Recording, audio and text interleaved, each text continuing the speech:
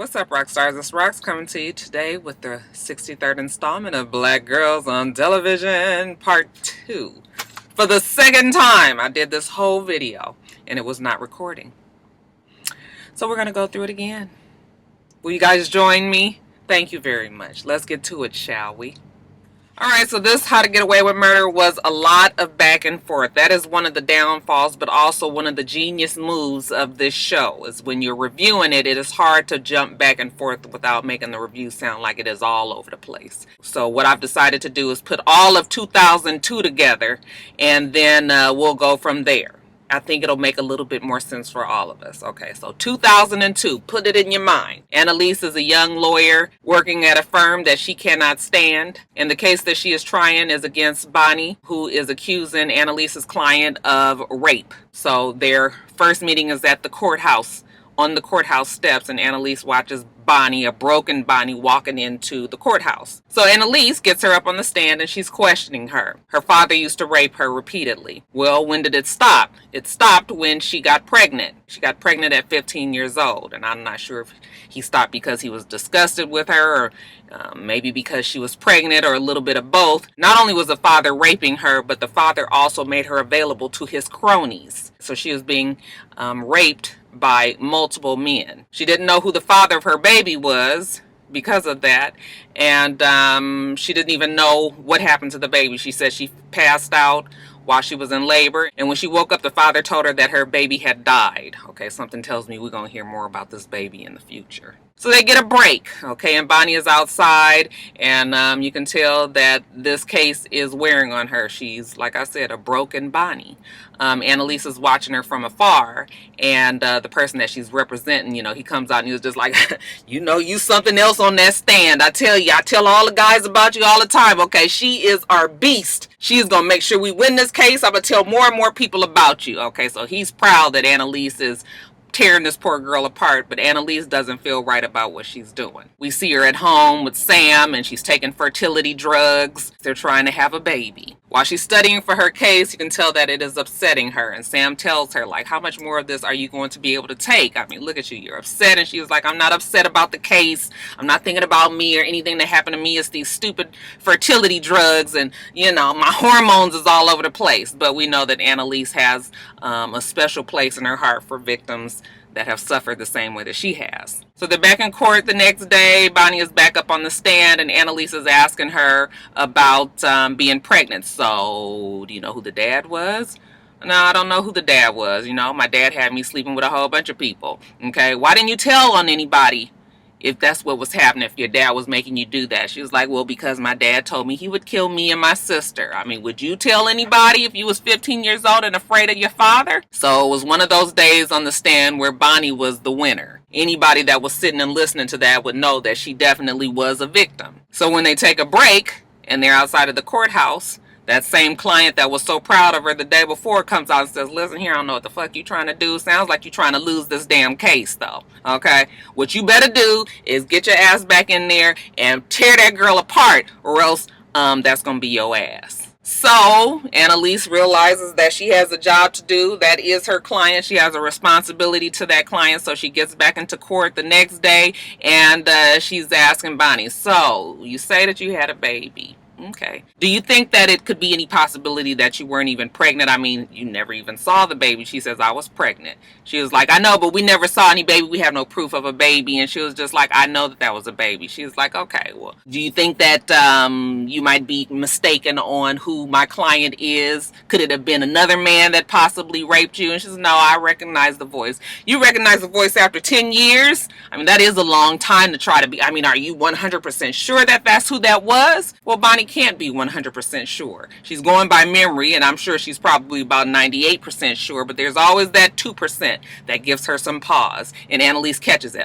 You hesitated. If you're not 100% sure that this is the man, then it could actually be not him. Long story short, after Annalise gets in gear and pulls apart Bonnie's story on the stand, then Bonnie loses the case.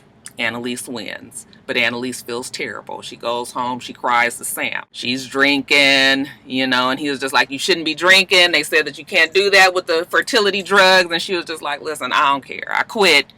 Okay, I just can't take it no more. And Sam was like, well, I guess that is something to celebrate, considering that place was killing you. But like I said, Annalise feels terrible. She said she destroyed that girl in the stand, but she tells Sam, you know what, I want to help her. So the next day she goes and she tries to find Bonnie. She finds her, and Bonnie was just like, I don't want nothing else to do with you, lady. And she was like, I quit the firm that I was working for. I'm a teacher, I'm a lawyer, and I would like for you to come and work for me. Okay, we come from the same kind of place. Okay, been through a lot of the same things, and look at me. I've made something of myself. I'm a pillar of the community, and you can be that same way as well. Let me help you. Let me teach you. She and Sam are now taking care of Bonnie. That was it for 2002. Y'all got that part? Okay, let's jump to the present. Now, the show actually opened with Bonnie, Mrs. Winterbottom, running in the rain. She looks distressed. Where is she running to? She's running to the counselor's office, okay? And you guys remember, she's not Bonnie when she's there. She's Julie. And she is telling the counselor about how upset she is. All right, but I gotta come clean with you, counselor. You know, I lied to you when I first started coming here. I wasn't trying to get better. I just want to get back at her. And who might this her be? That her would be Meg, and Meg would be Annalise. Okay, when she's at the counselor's office, she is Julie, and Annalise is Meg. Y'all remember that. Now, Asher, Michaela, and Connor and Oliver, they're all together. Asher, Michaela, and Oliver are about to go to work. Connor ain't got shit to do. Remember, he don't work. Where's Laura? Laura's over there having sex with fine-ass Frank the creep. But she got to get her ass to work, too. Bonnie calls her and was like, where are you? And she's like, I'm on my way. We see Annalise, and she's going over the Virginia Cross cases, okay, and she takes it on down to the jailhouse, and she's talking to some of Virginia Cross's old clients and letting them know that, hey, you guys got a raw deal, you got a fucked up deal, or it wasn't in your favor, so I'm going to have this class action suit, and I'm going to try to help you guys out, and who knows, you might have freedom in your future, might even be a little bit of coin for you. Okay, you can start your life over. So after she lets everybody know what she's willing to do for them, they are all on board, okay? She's looking at her board when she gets home of all the people that she's going to be helping in this class action suit, and she has 24 people, okay? 16 more to go. Back at the counselor's office, Julie is telling him what happened with Meg. She says, well, you know, we were both abused and we both lost babies and we kind of just gravitated to each other because of that. She wanted a child, I needed a parent, and that's why we took on to each other so well. But our relationship wasn't real. And he says, well, what was your relationship about? And she says, well, it really was about all of her guilt. Next, we see Bonnie and Real Nice Nate talking about the Virginia Cross cases and how Annalise is trying to represent all these people in this class action suit, but Bonnie doesn't understand how she's getting in to even talk to these people. She's not supposed to be down there talking. Evidently, she is sneaking in some which kind of way. And ain't nobody down there trying to tell me, so I need you to go down there and, you know, rattle some cages and see what you can find out. He was like, okay, I'll do this, but what's up with the whole single white female act? Okay, you need to get it together. Now, back at Michaela's job, looks like Steen has taken a liking to Michaela. Okay, maybe she sees a little bit of herself in Michaela, and she gets her gift. She's like, first of all, you guys, Steen, don't she be sharp? That bitch be sharp. Beautiful. Okay, I just love the whole air about her. I have a feeling that she's going to die by the end of the season. But I hate that we won't be able to just enjoy looking at her. That girl looks good in her clothes and good in her makeup and good in her hair. But anyway, she was like, girl, I'm trying to get you together. Okay, put these shoes on and see how you feel when you walk around in these. Okay, there's some red bottoms, some Louboutins, and she puts them on and she walks over and, you know, we see Oliver, he's working with somebody and they on the computer, and I said, girl, you about to blow it. I can't believe you putting all this on the line for that damn Laura with her dumb ass. But you know, they're still trying to get info on West. I'm not real sure why. Nobody is questioning why Oliver is there. I'm missing something, okay? Because, like, he could just be in the office and working on something and an intern can put him on jobs. Like, I'm confused with that part. So y'all let me know why Oliver just gets to run, you know, willy-nilly in the office. Back to Annalise. She goes to the jails. She's got some more people to talk to. And who was there but real nice Nate? Okay, he's checking up on her. He says, oh, so that's how you doing it. You paying the guards behind the under the table and you sneaking in here. Annalise, why are you doing that? You know you can get in trouble for that. That's illegal. Okay, you gonna get your damn license taken away. You won't be able to practice. Okay, you are way better than this. Don't do shit this way. Okay, do things the right way. I know you want to get them the right way. Okay, but I thought it was very interesting that real nice Nate goes back to Bonnie and he says, I went around there and I asked around, and yeah, nobody's ever seen Annalise around there, so I don't know how Annalise is getting in touch with these people, but if you want to know something, you need to ask her yourself. I was like, look at real nice Nate just protecting this girl. That boy know he love him some Annalise. Now back at the counselor's office, Julie is telling, he's like, listen, tell me a little bit about Meg. And she was just like, Meg took me in because, she fell for me. She was guilty, like I said. I went to her because I knew she wouldn't rape me. At that point, that's all that I cared about, is somebody that was going to treat me decent enough as a human being that I wouldn't get violated. Okay? And that's not really love. Okay? That is trauma. And, that can't be healthy to be together. And he says, no, that doesn't mean that that's bad. As a matter of fact, Meg was probably good for you. And she was like, please, please, please. I don't want to hear it. I cannot listen to anybody else being on her side. Now, Bonnie, since we can't get nothing out of real nice Nate about what Annalise is doing, she goes down to the jails herself. And, she's checking the logs. And sure enough, Annalise hasn't signed in. Okay, well, she's definitely not going in the legal way. Even at that time, Annalise is down at the jails. Okay, she is talking to Claudia. Claudia is the lady that beat her ass when she was in jail. Okay, and, when Claudia sees her, she's like, oh, girl, what are you doing? Like, I ain't got nothing to do with you. And Annalise was like, the client, the other one that was in the jail cell with them, she died. She overdosed. And, Claudia was like, well, I'm sorry about that, but, what that got to do with me and you? And Annalise tells her about the class action suit and how she wants to help her. And Claudia's like, I don't need no help from you. And she was like, well, okay, you don't need me, but how about me helping you get out to see your boys? Don't you want to be around your boys and watch them grow up? So she plays the, you're a mother, you need to be there for your kids card. And it seems to work. Okay, at least we hoping that it's going to work on Claudia. Now next we see Oliver and Michaela. It's nighttime in the office and nobody is there, and Oliver is trying to get this information off of the damn computer for Laurel. I was just like, they gonna get their ass caught. Okay, they pull up something on the computer and this warning sign flashes like, you ain't supposed to be in here, and they got 22 seconds to get out of it. They take a quick picture of it, send that on to Laurel, and then back out of it. Almost got caught by Drake. I was just like, why are you guys doing this? So stupid. I am so frustrated with Michaela right now. Now we go back to Annalise, and she is looking over her cases, and she gets a knock at the door, and it is Connor. Okay, what are you doing here? Okay, well, Connor, he's regular miserable, surly self, and he's blaming her about, how he can't get on with his life, and he feel bad about Wes, and he feels like a failure, and he's this, and he's that, and the other.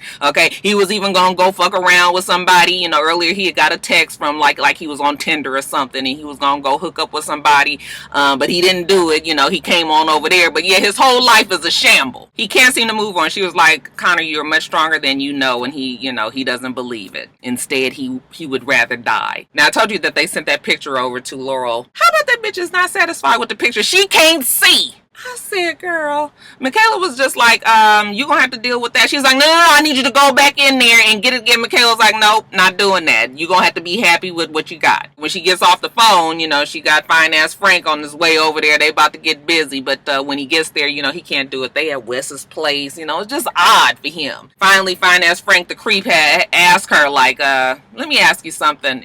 Are you sure that baby isn't mine? Why he say that? Here she go with them damn eyebrows.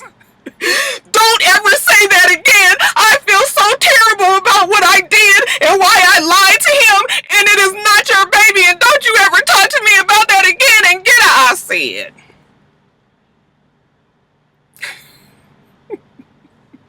Bitch, you know that might be his baby. As a matter of fact, it's probably going to be his baby. Anyway, let's get back to Julie and the counselor. So, Julia's like, I just don't know what to do. I just need somebody to tell me what to do. And he says, you know what? What you should do is try to get past this and admit that, you know, Meg was good for you and that you loved her. And Julie says, well, I don't think I could say it without meaning it. And he was like, well, go on and try it. Try it a couple of times, see how you feel. Okay, so go on and say, I love Meg. Okay, so she says it a little timidly, I love Meg. He says, go on and say it again. Okay, I love Meg. Okay, go on and say it one more time, girl. I love Meg. Child, she get to crying and she's this old quibbly mess. And I said, wait till Jimmy the counselor realizes that Meg is Annalise and she's the reason why Julie is falling apart. Now, back to Annalise. She gets a call from Claudia. Claudia didn't tell her for sure that she wanted to work with her, but Claudia lets her know, you know what, girl, I'm in. Okay, and not only am I in, but about 15 other my homegirls in here are in. Okay, so you got your people. That's her 16 count. Up to 40, she's ready for her class action suit. Okay, class action suit. No sooner than she gets off the phone with Claudia, she gets another phone call.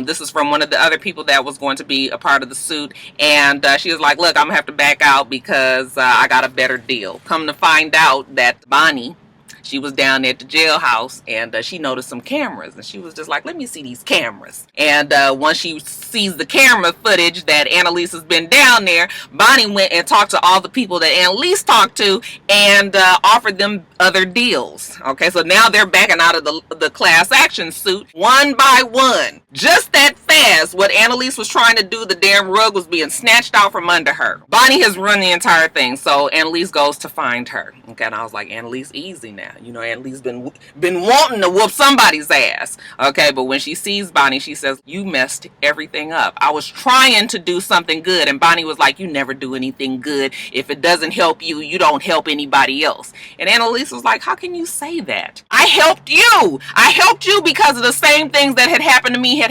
happened to you. And Bonnie says, you weren't trying to help me. We were never even the same. Okay, but you tried to make me like you and you taught me everything. And then when I couldn't be exactly how you wanted me to be, then you threw me out because you didn't care anymore. And Annalise was like, is that what you think that I did? I did not throw you out because I didn't care anymore. I turned you out to the world because you didn't need me anymore. You can take care of yourself. You're strong. You're smart. You know how to do these things. You don't need me anymore, Bonnie. You were never trash in my eyes. I loved you. And now you fucked it all up. You have fucked it all up. I'm trying to help these people like I helped you, and you've messed everything up. And when Annalise tells her that, that is when we see Bonnie running in the rain to the counselor's office, and when she becomes Julie. Okay, remember when I said the show opened with her running in the rain? Okay, well, that was that scene. Okay, and when she gets to the counselor's office, and she's talking to him, and, you know, she finally has her breakthrough. You know what? She misses Meg. She loves Meg. She loved the family. She misses the family. She misses the house. She felt safe when she was with Meg. And, you know, they just leaked together and they just understood each other because they had these miscarriages. And, you know, when the shit burned down and everything is gone and she didn't have anybody else and she wants to change and that they were a great team. And the counselor starts to realize, like, wait a minute, you ain't no damn Julie. Ain't no Meg. You talking about Annalise Keating. Okay, I know he was stressed. I know his heart was beating fast, like I knew that lady had something. He was like, wait a minute, she told me about you. Your name is Bonnie. I said, Lord, the secret is out. Now the counselor knows that Annalise can affect folks such way. Oh, I left the part out. Michaela and Laurel and Oliver, they find out that her dad had somebody killed because he was going to be this whistleblower. Okay, so they're trying to find out about all of that. And while they're talking about it, you know, Asher calls Michaela and he was like, hey, let's go out to dinner and let's go get some drinks, you know. And she was like, oh, I'm sorry, I'm still at the office. But she was really at Connor's and Oliver's place. And he sees that right through the window. He's on the street and he sees that she's not at the office, that she is at Connor's. And but he doesn't say anything. He just says, oh, okay, boo, you know, I'm proud of you working hard at the big law firm. Okay, so now Asher thinks something is up as well. Okay, but anyway, getting back to Bonnie, once the counselor realizes that that's Bonnie, okay, it jumps out 2 weeks later, and, you know, with the big murder and all of that, and we see Bonnie, and she asks somebody, was there a suspect? And they said, yeah, the suspect is dead. Then we go into the jails and we see when the camera pans down and goes to the cell that Asher is sitting in. Asher is bawling, crying. And I was like, Lord, did Asher kill somebody? Alright, you guys, so that's it. Let me get off of here. Make sure that you rate, comment, and subscribe to the channel. It's Rocks. The channel is for It's Rocks. Everything else I do will be in the bottom bar. Alright. So I hope that you have a wonderful, wonderful rest of your day. I plan on doing the same. Till next time, rock stars. Bye.